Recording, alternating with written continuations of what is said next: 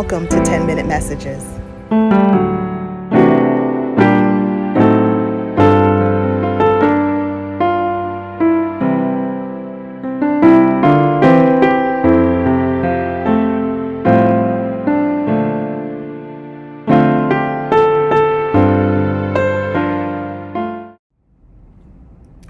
Grace and peace.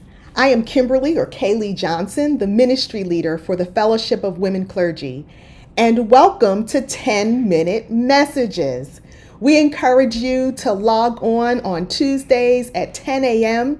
to hear a brief message of encouragement from one of the many women who are a part of FWC. You don't want to miss it. So I encourage you right now just to click follow. There's a little button at the top of the screen if you're on Facebook so that you'll get a notification if you have that setting turned on anytime we go live with one of our 10-minute messages. Invite a friend, talk back to us in the chat because we really want to hear how these words are impacting you, and we just want you to engage with us. So without further ado, I'm going to kick off our first set of 10-minute messages for 2022. According to a 2016 study by Mayo Clinic, about 97% of Americans live an unhealthy lifestyle. Their research results are consistent with what many others have found or who did research on this topic around the same time, indicating that most people think they're pretty healthy when in actuality, about 97% of us, at least in the United States of America, are not. Our perceptions of our well-being and the actual reality of our circumstances are generally at odds. As we embark on this series, I will ask you with all sincerity right now, how are you doing? How are you really? Are you healthy? Mentally, physically, socially, financially, occupationally?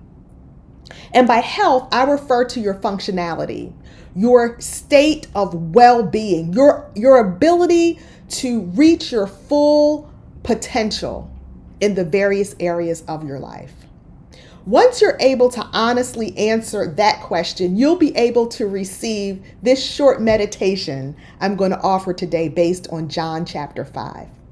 John chapter 5 verses 1 through 5 read this way. It says, sometime later, Jesus went up to Jerusalem for a feast of the Jews.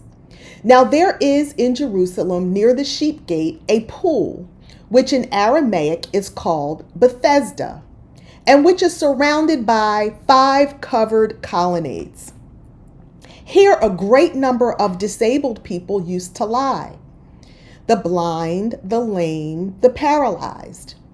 One who was there had been an invalid for 38 years.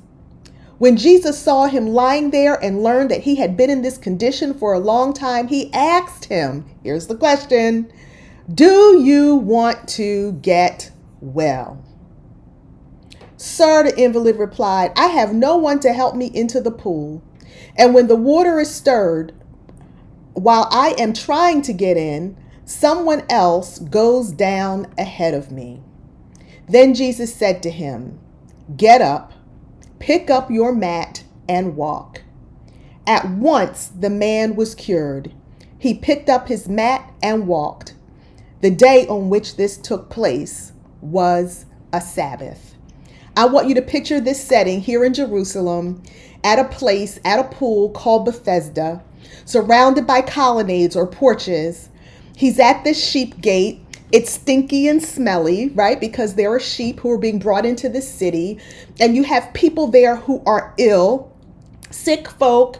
There's probably excrement around, all kinds of, unsavory smells, and religious passerbys are going for this particular feast. And Jesus sees this certain man and takes the initiative to ask him a question. And it seems like there would be an obvious answer. And I don't think Jesus is trying to do anything fancy here. I think he's just provoking a response from the man.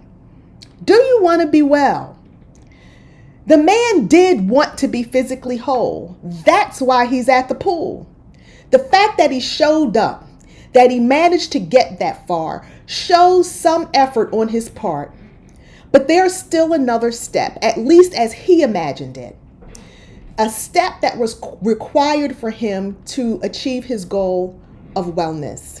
He needed, he thought, to get into the water.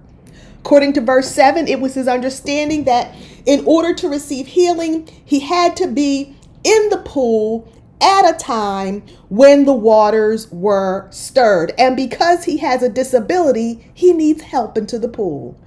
Imagine being 38 years in the same condition. He's been most of his life in this situation. Most people in those days didn't live much longer than that. Listen, some of us have been in conditions for lots of years, and it has worn on us. Some of us think there's no hope of ever being well. And maybe it's not a physical sickness. Maybe it's an emotional wound. Maybe it's just being spiritually immature or being stuck in bad habits or struggles or addictions, whatever it might be. I believe that Jesus is still asking the same question. Do we want to get well? Do we really want to get well?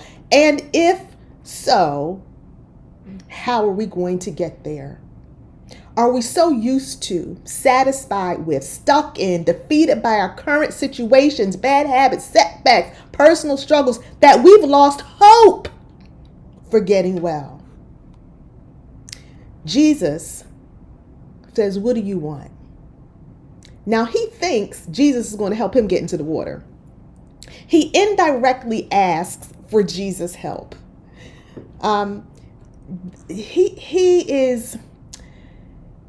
He doesn't know who Jesus is in terms of being healer, son of God, prophet. He doesn't have that conception. He's just thinking, here's a guy that's going to help me get into the pool. So when Jesus says, do you want to be well? He's saying, yeah, I want to be well, but I don't have anybody to help me. In other words, he feels stuck because he perceives that there is only one way out of his situation and he ain't got no help, if I can use that vernacular. Have you ever felt like you just need a little help? A little bit of assistance from someone else? Don't get locked into thinking that the Lord can only work one way. God can work through divine healing or doctors. God can work through miracles or medicine. God can work through direct acts of the Holy Spirit or the helping hands of another human being. God can move in ways that are spectacular or through still, quiet moments. When the offers of help come to us, are we open to ways of achieving our wellness that maybe we hadn't imagined before? Or have we become so complacent that we don't recognize opportunities when they stare us in the face? Do you want to be well? The second question I want to ask is, what is preventing you and me from getting to that place? Are we comfortable? Sometimes we convince ourselves that maybe things quite aren't that bad. I can't get it together. Aren't quite that bad. Right? We just think, maybe I can just live with this for the rest of my life. We're stuck. Sometimes pride prevents us from getting there. We're embarrassed by our circumstances, and we care too much about what other people think or the stigma of saying I'm struggling with something. And so that prevents us. Sometimes it's distrust. We've had previous negative experiences and we don't want to go down that road again. Sometimes it's fear of loss of a relationship, of a job, of our reputation. Sometimes we feel like we can't afford it. Maybe it's a financial reason why we can't move forward. Sometimes we're just plain lazy. Oh my. Perhaps we just lack the motivation to make the changes or to access the resources that we need. But someone once said, until the discomfort of staying the same outweighs the discomfort of changing, you never will. How many of us have had to wait until we had a critical diagnosis before we changed something about our physical health? How many of us have been on the verge of a mental breakdown before we decided to call a therapist? How many of us will spiral into more and more debt and be in a state of avoiding bill collectors before we decide we're going to control our spending? I remember when I was in so much financial bondage.